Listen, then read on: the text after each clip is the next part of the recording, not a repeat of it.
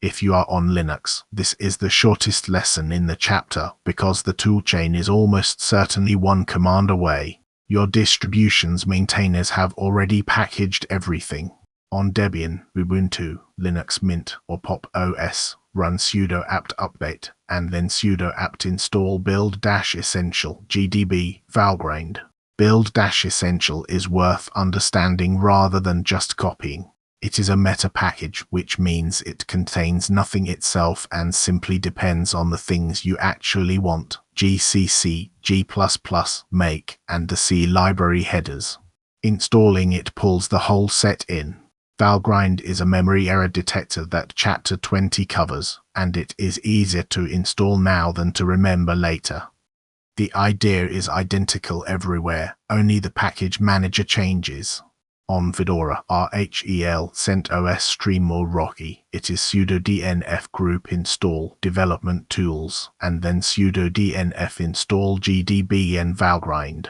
On Arch or Manjaro, sudo pacman-S base-devel gdb valgrind. On OpenSUSE it is sudo zipper install -t pattern devel_c_c++, and then the two tools separately. And on Alpine, sudo apk add build-base and gdb. Notice the pattern. Every distribution has one group or meta package. That means give me a working compiler, and then the debugger is a separate install. Then check all three tools respond. Run gcc-version, make-version, and gdb-version. You want a version number from each one. If GCC reports command not found after the install appeared to succeed, the usual cause is that the install failed halfway through. So scroll back and read what the package manager actually said. And note there is nothing to add to a path here.